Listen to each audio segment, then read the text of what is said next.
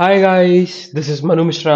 So welcome back with a session जिसमें आज हम लोग 2 दिसंबर के द हिंदू न्यूज़पेपर का एनालिसिस करेंगे। So here we start the analysis of today's newspaper. So let's start with the today's newspaper analysis. Let's see कि आज के पेपर में हमारे लिए क्या क्या इंपॉर्टेंट न्यूज़ है या इंपॉर्टेंट एडिटोरियल्स हैं जो हमारे एग्जामिनेशन पर्सपेक्टिव के लिए इंपॉर्टेंट रहेंगे। So the first news, so it's about the Omicron scar grounds international flight plan. So what happened? Because of the new variant emerge called Omicron. जो Omicron देखा जाए एक नया वेरिएंट आया कोविड 19 का फ्रॉम दी बोट्सवाना। और Botswana के बाद ये साउथ अफ्रीका में बहुत फैला। उसके बाद जिसके चलते पूरे वर्ल्ड में, स्पेसिफिकली पूरे वर्ल्ड में और इंडिया में भी एक डर पैदा हो गया इस वेरिएंट को लेकर, क्योंकि हमने दो वेव देखी है कोविड 19 की और उसका डिजास्टरस रूप देखा है। उसका रिजल्ट देखा है कि भाई अगर हम कोविड 19 को सीरियस नहीं लेते तो इकोनॉमी पे इम्पैक्ट पड़ता पड़ता है, लेकिन उसके साथ साथ हमारी हेल्थ पर, हमारे और भी अदर सारी चीजों पे बहुत ज्यादा इम्पैक्ट पड़ता है। तो जिसके चलते जो इंटरनेशनल फ्लाइट प्लान बनने वाला था ओमिक्रॉन वेरिएंट के पहले, एक नया एक प्लान क्लियर होने वाला था। गवर्नमेंट ने खुद बोल दिया था कि अब इंटरनेशनल फ्लाइट जो है वो बहुत एक तरीके से पूरी तरीके से खुल जाएंगी, नॉर्मलाइज स्टेट में आ जाएंगी। But because of the emergence of this new variant Omicron, एक इंटरनेशनल फ्लाइट प्लान में एक डर की भावना पैदा हो गई। ये चीज बताया गया। ओके। और एक चीज और बताई गई कि एयरपोर्ट पे जो टेस्ट कंडक्ट कराया जाता है, दे आर वेरी एक्सपेंसिव। तो उस चीज को लेकर गवर्नमेंट के सामने बहुत सारी बातें रखी गई कि रेगुलर टेस्ट जो है, आरटीपीसीआर रेगुलर टेस्ट जो होता है, उससे 9 टाइम्स हाई रेट लिए जा रहे हैं, पैसे लिए जा रहे हैं एयरपोर्ट पे अगर आप आरटीपीसीआर टेस्ट कंडक्ट करवाते हो तो। सो इंटरनेशनल फ्लाइट से या इंटरनेशनल ट्रेवलर्स के लिए देखा जाए तो ये इंटरनेशनल ट्रेवल करना ये बहुत ज्यादा एक्सपेंसिव हो गया। सो उस चीज को लेकर न्यूज लिखी गई। सो व्हाट हैपन, जब से जीएसटी आया है, और जीएसटी इंप्लीमेंट कब से हुआ? जुलाई 2017 से, है ना, फाइनेंशियल ईयर 2017 से बेसिकली जीएसटी इंप्लीमेंट हुआ था। तब से लेकर अब तक नवंबर में जो जीएसटी कलेक्शन हुआ in the November month of 2021 is the second highest monthly GST collection never. ये चीज बताएगी। ओके। तो देखा जाए तो अगर हम बात करें तो लास्ट ईयर के नवंबर मंथ से देखे कंपेयर करें तो 25% हाइयर था। और वहीं अगर हम कंपेयर करें आपके प्री पैंडमिक नवंबर से, मतलब 2019 के नवंबर से, तो 27% हाइयर हमने बेसिकली कलेक्शन हुआ है इन दी मंथ ऑफ नवंबर। तो कल के न्यूज़पेपर में क्या था? कल के न्यूज़पेपर बेसिकली हमने बात करी थी किस चीज की, कि भाई हमारा जो जीडीपी है वो कितने परसेंट से ग्रोथ कर रहा है। तो ऑब्वियसली जब जीडीपी बढ़ेगा, हमारी इकोनॉमी बढ़ेगी, इकोनॉमी ग्रोथ का परसेंटेज बढ़ेगा, तो ऑब्वियसली बात है उस सबसे बड़ा मेजर कंट्रीब्यूशन जीएसटी का होगा।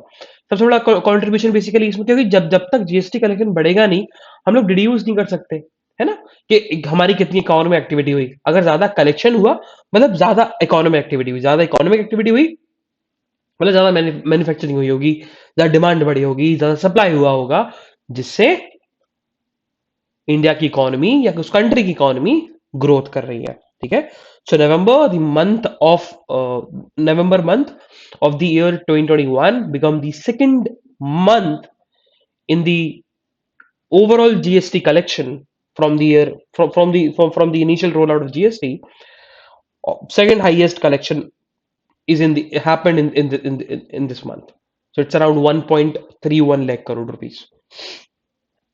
Moving further, so after the incident of Munawar Faruqui, ऐसा ही सिमिलर इंसिडेंट एक और स्टैंड अप कॉमेडियन के साथ हुआ। And the name of the stand up comedian is Kunal Kamra. ठीक है, उनके साथ भी यही किया गया। और उनके जो ऑर्गेनाइजर्स है, वेन्यू है, ऑर्गेनाइजर्स है, उनको थ्रेट दी गई कि अगर आपने कुणाल कामरा का आपने अगर शो करवाया तो हम आपके वेन्यू को क्लोज डाउन कर देंगे, बंद कर देंगे। मूविंग फर्दर, तो हमें सिटी की न्यूज नहीं पढ़नी है, हम लोग सिटी की न्यूज को स्किप करेंगे। So we move to the state page. So what happened, so Rajasthan high court में एक ऑर्डर इशू हुआ था एक ऑर्डर इशू किया था राजस्थान हाई कोर्ट ने, एंड ऑर्डर सेज कि भाई आप पुलिस स्टेशन प्रमाइसेस में टेम्पल को नहीं बनाएंगे, है ना। जो पुलिस स्टेशन का प्रमाइसेस होगा, उस पुलिस स्टेशन के प्रमाइसेस में आप पुलिस कोई भी टेम्पल नहीं बना सकते, किसी भी चीज का टेम्पल नहीं बना सकते। अब इस ऑर्डर के अगेंस्ट किसी पर्सन ने पीआईएल फाइल करी इन दी राजस्थान हाई कोर्ट। जब राजस्थान हाई कोर्ट ने ये पीआईएल फाइल करी, तो राजस्थान हाई कोर्ट ने इस पीआईएल को डिसमिस कर दिया। उसने बोला कि ये जो डिसीजन आया था और जो ऑर्डर आया था, सर्कुलर इशू हुआ था कि भाई आप टेम्पल नहीं बना सकते पुलिस स्टेशन के कैंपस में, इट अपहोल्ड सेक्युलरिज्म। ये इंडियन कॉन्स्टिट्यूशन को अपहोल्ड करता है, सेक्युलरिज्म को अपहोल्ड करता है। तो अगर हमने इस पीआईएल को एक्सेप्ट कर लिया होता, तो इंडिया के सेक्युलरिज्म पर बहुत बड़ा एक टारगेट करते हैं हम लोग। ठीक है, इस चीज को लेकर to uphold this secularism, Rajasthan high court ने पीआईएल जो फाइल की गई थी इस ऑर्डर के अगेंस्ट, वो डिसमिस कर दी। मूविंग फर्दर, सो गिफ्ट सिटी जो है, it's emerging the India first greenfield city. तो गिफ्ट सिटी का मतलब it's Gujarat international finance tech city. So it's India first and only international financial services centre, जहां पर बैंक जो है, स्टॉक एक्सचेंज जो है, फाइनेंशियल सर्विसेज फर्म जो है, वो सेटअप किए जाएंगे फॉर दर ग्लोबल ऑपरेशंस। ठीक है, तो become the first city. Gift city एक तरीके से नई सिटी बन रही है गांधीनगर के 7 किलोमीटर के अराउंड में, जो बैरन लैंड है आपके साबरमती रिवर से सटा हुआ, तो वहां पर बनाया जा रहा है। तो और जो नरेंद्र मोदी का ड्रीम प्रोजेक्ट है, जब वो चीफ मिनिस्टर थे, है ना, तो उसको बनाया जा रहा है। एंड तो वो पहली इंडिया की ग्रीनफील्ड सिटी होगी, gift city. And the name of and the full form is Gujarat international finance tech city. और इसका मतलब कि भाई जितने भी जहां पर सारे इंटरनेशनल फाइनेंशियल सर्विसेज सेंटर्स, जहां पर banks, stock exchange, financial services firms, सारी की सारी चीजें सेटअप करी जाएंगी एक ही सिटी में for the global operation. Moving further, so AIADMK जो है वो एनडीए का पार्ट है, मतलब बीजेपी की अलाई है। बट एआईडीएमके जो है, डैम डैम सेफ्टी बिल, जो हमने कल की न्यूज़पेपर में डिस्कस भी किया था, कि जिसको लेकर गवर्नमेंट ने बोला था कि जब अपोजिशन आ जाएगी डिस्कशन के साथ हम इस बिल को पास करेंगे। उस बिल पर एआईडीएमके जो है वो डिबेट नहीं करना चाहती है राज्यसभा में। वो चाहती नहीं कि ये बिल पास हो, क्योंकि इस बिल का एक प्रोविजन है, ये बोलता है कि एक नेशनल कमेटी बनाई जाएगी for the national safety, for the dam safety. एक नेशनल कमेटी बनाई जाएगी और national on dam dam safety, जिसका काम जो होगा कि भाई पॉलिसीज जो है और रिकमेंडिंग रेगुलेशन जो है डैम सेफ्टी स्टैंडर्ड्स को बनाना, उनको रेगुलेट करना, और उनकी फाइनल से होगा।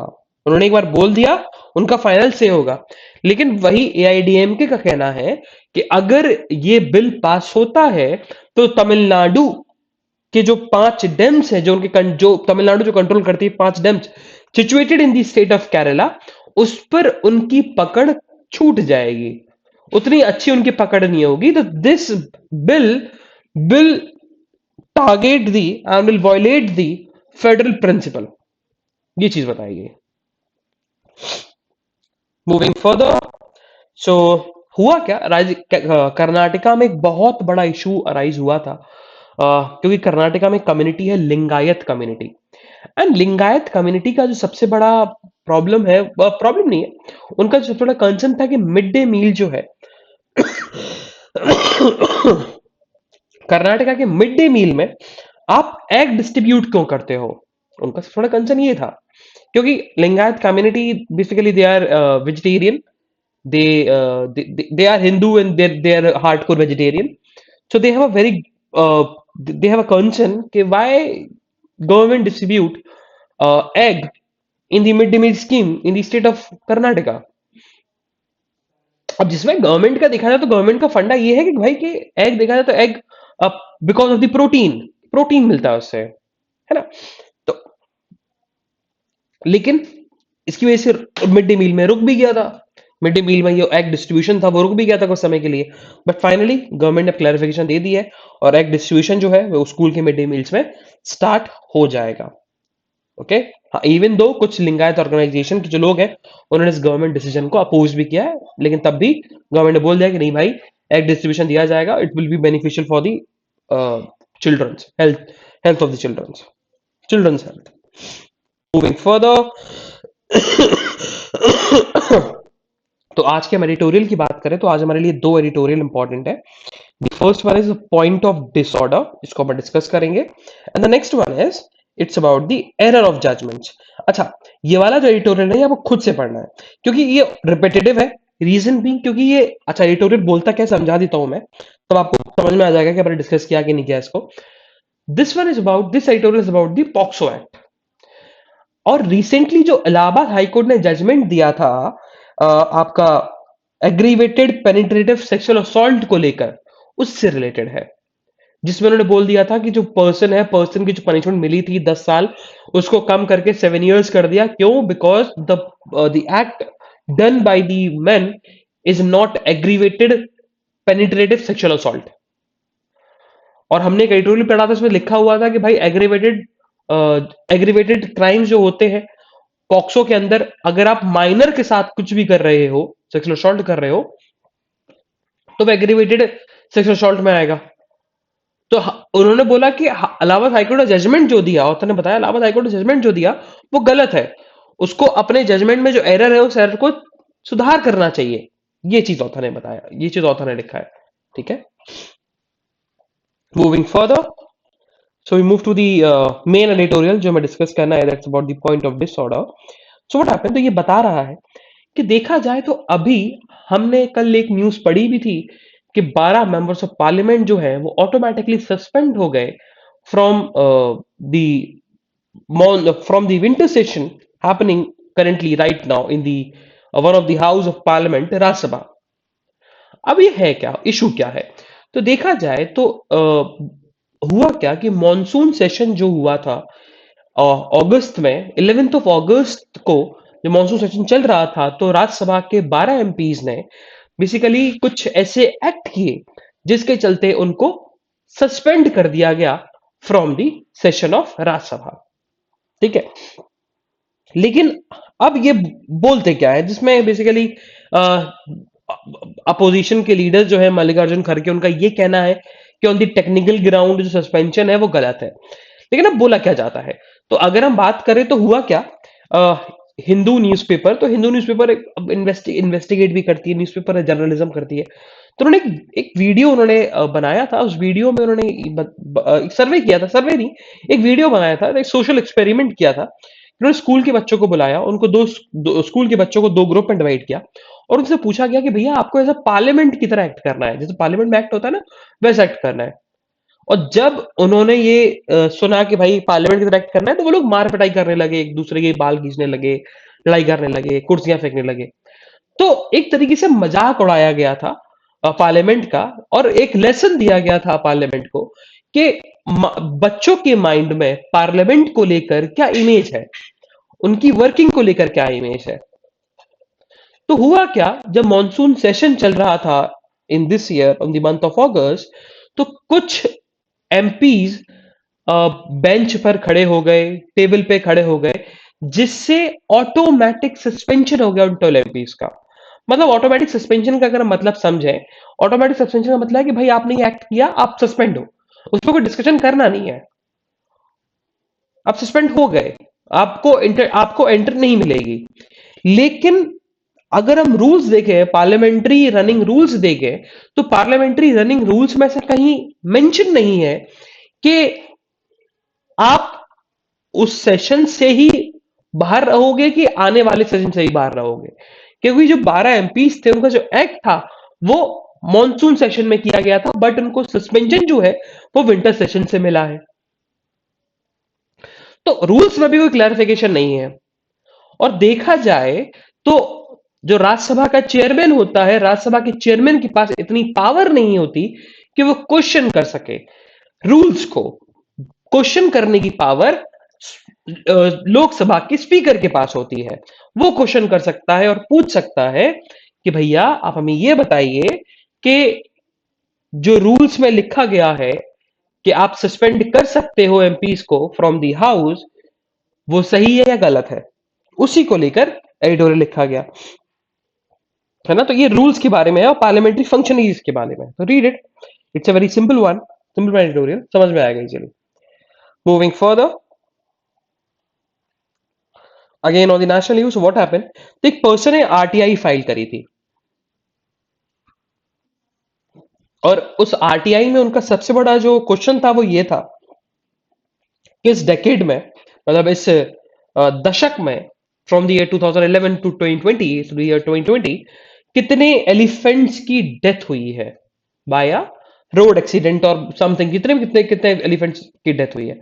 तो बताया गया कि around 1160 elephants got killed in this decade, in in from the year of 2011 to 2020, और जिसमें से 740 एलिफेंट जो है वो इलेक्ट्रिक्यूशन से उनकी डेथ हुई है।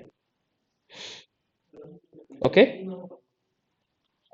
Moving further, so Indian meteorological department, जो कि इंडिया में वेदर की कंडीशंस को देखता है, आईएमडी ने बताया कि इस बार की जो सर्दी होगी in the northern India comparatively warmer होगी नॉर्मल स्टेट से। मतलब जो नॉर्मल सर्दियां जो होती हैं, नॉर्मल सर्दियां जो होती हैं, वो नॉर्मल सर्दियों से टेम्परेचर जो है वो ज्यादा रहेगा, मतलब सर्दियां ज्यादा नहीं पड़ेंगी नॉर्दर्न स्टेट्स में, ये आईएमडी की तरफ से आया।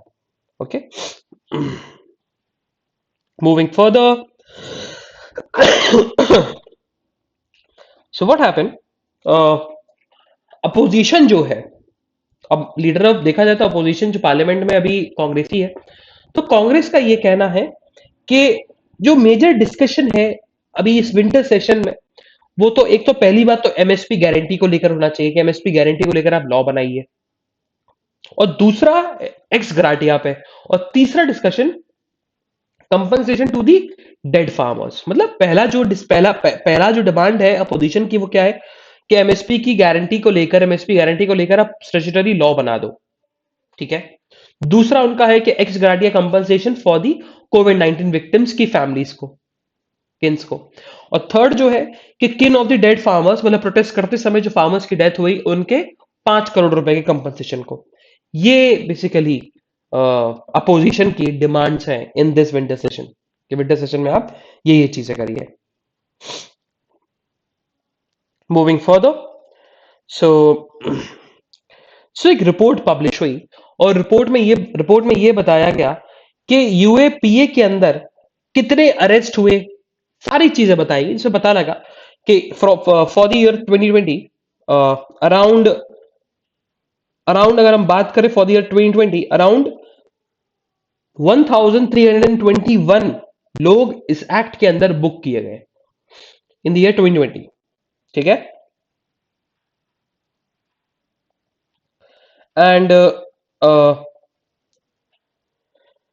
और अगर हम बात करें तो उत्तर प्रदेश में सबसे ज्यादा अरेस्ट हुए हैं, अराउंड 361 जो केसेस हुए हैं यूपीए के जिनके ऊपर लगे हुए हैं, वो 361 लोगों पे लगे हुए हैं। तो UP is on the top, then Jammu and Kashmir is on the 346 with 346 number, and Manipur is on the third with 245 225। Okay, तो यूपी ऐसा स्टेट है जहां पर सबसे ज्यादा यूएपीए का यूज किया गया, यूपीए के अंदर सबसे ज्यादा लोगों को अरेस्ट किया गया। मूविंग फर्दर, सो इंडिया जो है वो G20 ट्रोइका को ज्वाइन करने वाली है विद इंडोनेशिया एंड इटली। अब ये होता क्या है ट्रोइका, अब G20 पहले समझ लो। तो G20 is a group of 20 nations, group of strongly and economically 20 nation, top economically and defensively या डिफेंस के उसमें या इकोनॉमिकली जो टॉप 20 नेशंस है उनका ग्रुप, जिसमें इंडिया भी आता है, टॉप 20 में तो आता है इंडिया, है ना। तो जिसमें से इंडोनेशिया भी है, इटली भी है, यूएस भी है, कनाडा भी है, आपका जापान भी है, चाइना भी है, ये सारे G20 के अंदर आते हैं। तो यही बताया गया कि अब G20 में इंडिया तो पार्ट है, बट इंडिया G20 के ट्रोइका में भी अब ज्वाइन कर गया। ट्रोइका क्या है, तो troika refers to the top grouping. G20 में भी टॉप ग्रुपिंग होती है जिसमें कुछ ऐसे कंट्रीज कंसिस्ट होते हैं जो होस्ट करते हैं G20 की प्रेसिडेंसी।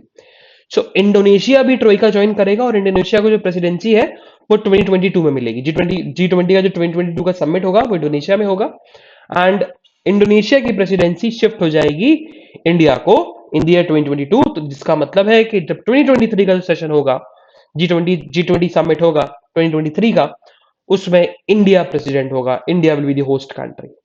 तो Troikaa is a top grouping within the G20 consist of current, previous and incoming presidencies. So Indonesia, Italy and India. ठीक है, तो ये रहेगा। Moving further, so supreme court ने पुश किया है कि एक काउंसिल बनाया जाए जुडिशियल इंफ्रास्ट्रक्चर को लेकर। कि जुडिशरी का इंफ्रास्ट्रक्चर में सबसे ज्यादा प्रॉब्लम्स आती हैं कि भाई जुडिशरी में कोई भी इंफ्रास्ट्रक्चर चाहिए उसको, तो भैया उनको पहले प्रपोजल डालना पड़ता है लोकसभा में गवर्नमेंट फिर बिल पास करती है। तो इससे अच्छा यही है कि भाई जुडिशियल इंफ्रास्ट्रक्चर को लेकर एक काउंसिल बन जाए। वो काउंसिल को अगर लगेगा कि इंफ्रास्ट्रक्चर की जरूरत है तो जरूरत नहीं पड़ेगी बिल पास करने की। काउंसिल के पास इतनी पावर होगी कि वो बोल सकती है गवर्नमेंट को कि भैया कि जुडिशरी की इंफ्रास्ट्रक्चर की जरूरत है और इंफ्रास्ट्रक्चर होना चाहिए। तो सुप्रीम कोर्ट बहुत ज्यादा पुश कर रही है to make the council for the judicial infrastructure. Moving further, so on the world news, so European Union का जो प्लान है वो ये है कि वो around 300 billion euros infra fund जो है वो लगाएगा to counter the China's BRI, board and road initiative, है ना। तो जो उसका China's belt and road initiative है चाइना का, उसको काउंटर करने के लिए यूरोपियन यूनियन ने अराउंड $300 बिलियन का प्लान इशू किया है टू बिल्ड द इंफ्रास्ट्रक्चर। ठीक है, और इट्स इट इट उनका जो एम है, उनका एम यही है कि it will mobilize the public and private investment by the year 2027। उनका ये है। सो EU भी अब चाइना के अगेंस्ट में है।